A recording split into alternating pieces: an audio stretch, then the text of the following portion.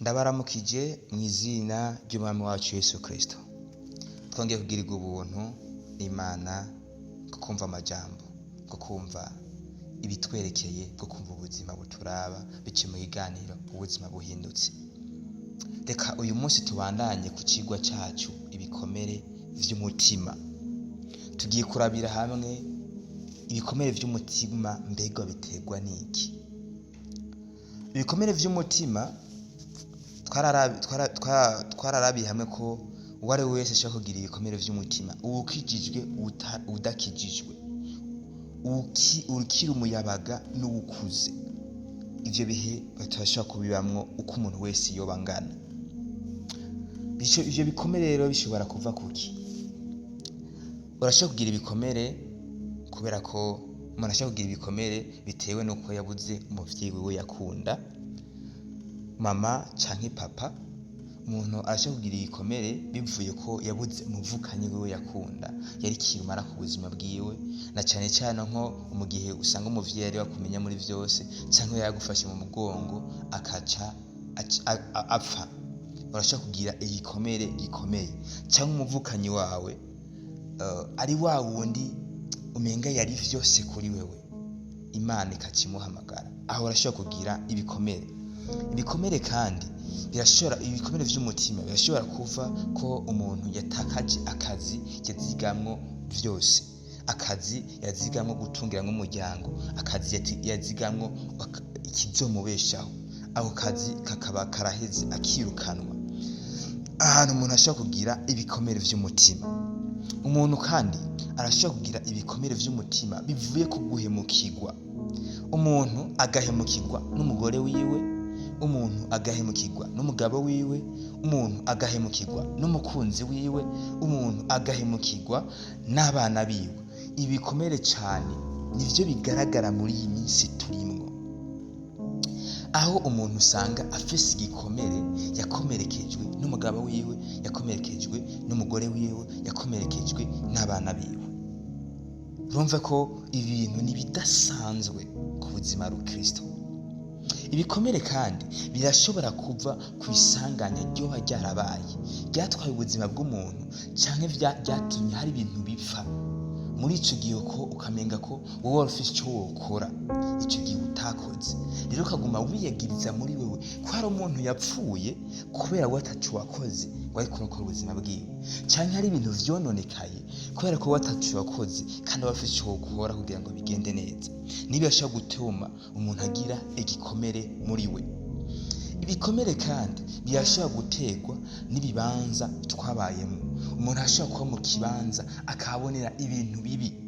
Turafise abantu nk'abantu bakuze baciye mu bihe vy'intambara, ugasanga umuntu yarabaye mu kibanza ciciwemwo abajyango biwe canke abavukanyi biwe, abona akumva aranse ico kibanza canke akanka abantu basa canke bambara impuzu canke bifata nk'aba bantu yigeze kubona bakora ayo mabi mu maso yiwe. Ivyo akaribihe vyame bimugaruka muri we. Uyu muntu ashobora gusanga akijijwe, mugabo kandi ugasanga arujijwe na mwemu yera, mugabo umutima wiwe utaratabaruka. Rero ibi bihe biragira ingaruka mbi ku buzima bwacu, ingaruka mbi ku buzima bwacu, ingaruka mbi kandi irabisubiyemwo ku buzima bwacu, ingaruka mbi cane, kubera ko birashobora kutuza gutera intambwe y'ubuzima bwacu, mu bigaragara no mu bitagaragara.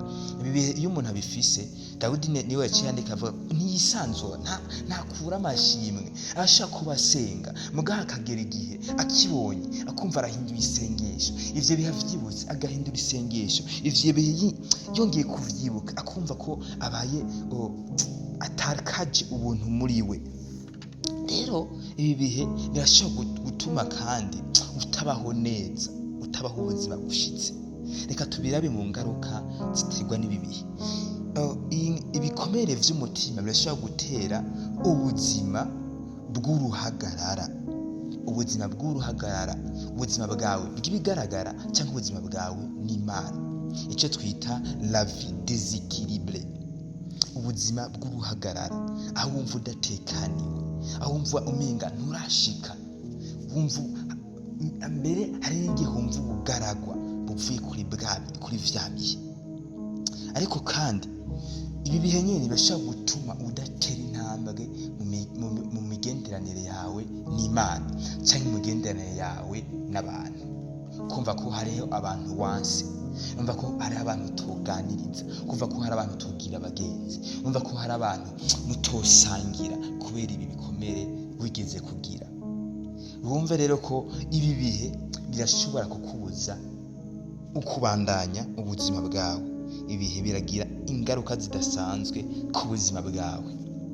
Rero ibihe turabibamwo, ushobora kuba uri kurabibamwo nawe cyangwa wari ufise muri wewe uri kurabibamwo uyu munsi, ariko izi ngaruka zose nariko ndavuga zaragushikiye, cyangwa uri kurabibamwo ibi bihe nariko ndavuga nawe uri kurabaho mu ngaruka z'ibihe bibi wigeze kubamwo, icyo twita les traumatismes mu rurimi rw'igifaransa. Rero ibi bihe ndabizi biraremera kuko bifatanye n'ibihe wigeze kubamwo. Ndavyumva biraremera, ariko ngana kuremesha uyu mugoroba cyangwa uyu munsi ko Kristo Yesu akitabara, Kristo Yesu arakiza, Kristo Yesu arabohora, Kristo Yesu ivyo bihe arabitabara, Kristo Yesu ivyo bihe abifitiye umuti. Twihuse cyane turabire hamwe ibintu bine umuntu ashobora gukora kugira ngo akire ibikomere vy'umutima. Ikintu ca mbere nuko Imana irazi kandi irakiza ibikomere vy'umutima. Imana irazi kandi irakiza ibikomere vy'umutima. Imana niyo yakuremye, Imana ikikurema ntiyaremye gusa umubiri gusa, umutima wawe irawuzi, amarangamutima yawe irayazi. Rero ibyo byose yabizi kandi irashobora kubivura. Reka turabe Izaburi ya 34 ku murongo w'38. Ku murongo wa 18 atubwira ngo Uhoraho aba hafi y'abafise imitima imenetse kandi akiza abafise imitima ijanjaguritse.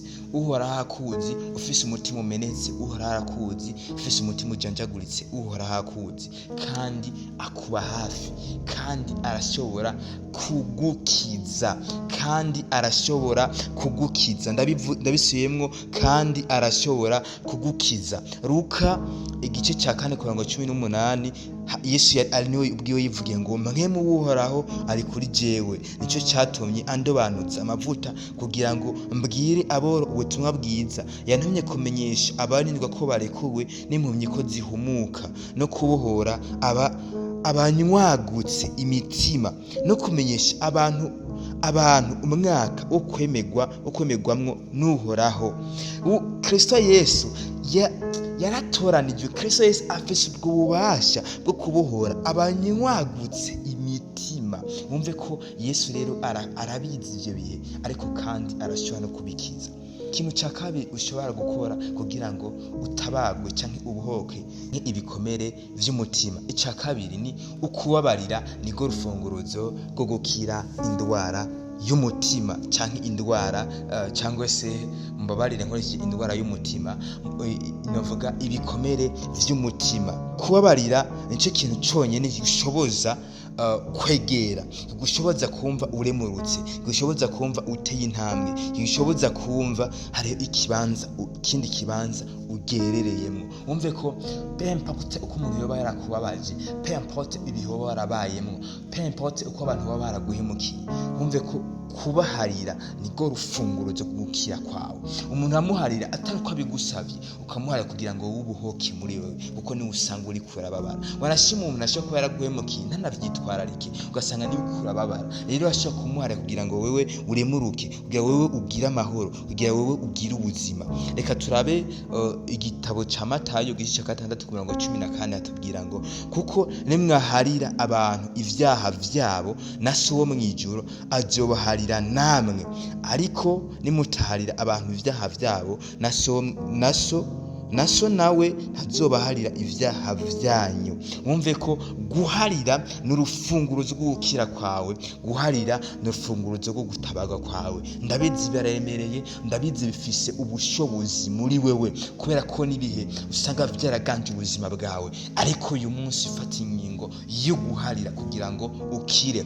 Ica gatatu, Imana irakoresha ibihe vyacu vy'umubabaro canke ibikomere vyacu vy'umutima kugira ngo iduhindure. Ibihe Imana ashobora kubikoresha kugira ngo iduhindure. Igitabo c'Abaroma igice 18:28 tubwira ngo kandi turazi yuko kubakunda Imana vyose bifataniriza hamwe kubazanira ivyiza abahamagawe nk'uko yabigabiye. Rero ibi bihe nyene uba arashobora kubikoresha kugira ngo aguhindure. Umuntu ashobora kuba iyo yumva abuze amahoro akaba ariho yegera Imana, iyo yumva ababaye akaba ariho yegera Imana. Rero Imana irashobora gukoresha ivyo bihe nyene kugira ngo iguhindure musha. Imana ishobora gukoresha ibihe nyene kugira ngo iguhindure udasanzwe iciye muri ivyo bihe nyene, ibihe bikubabaza, ibihe usanga bibabaza umutima, ibihe vy'indwara y'umutima canke ibikomere vy'umutima. Ikintu ca kane arico ca nyuma niko umubano rukristo canke se ikoraniro rukristo novuga ni inkingi ishobora gutuma umuntu akira ibikomere vy'umutima. Ikoraniro rukristo canke ahantu hose hakoraniye abantu basenga, abo bantu barashobora kuba urufunguruzo rutuma umuntu akira ibikomere vy'umutima. Tukaturabire hamwe Abaheburayo igice c'10 ku murongo wa 24 tubwira ngo kandi twiyumvirane ko kugira ngo tugwane ishaka ryo gukundana n'igibikorwa vyiza, twoye guheba gukoranira hamwe nkuko bamwe bagira, ariko duhanurane, kandi uko mubonye wa munsi wegereza murushirize kugenza mutyo. Abigalatiya igice ca 6:2 tubwira ngo mwakirane imitwaro mushikane mutyo vyagizwe na Kristo.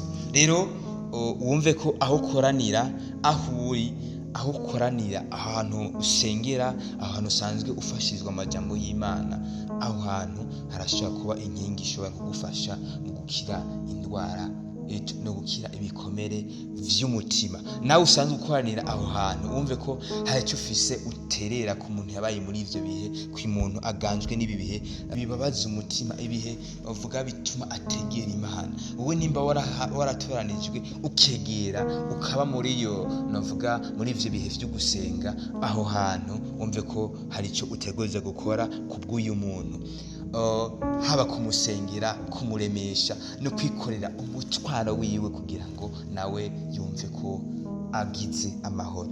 Yari iri jambo yari yisije twako turiga ko ibikomere vy'umutima Uhoraho abahezagira.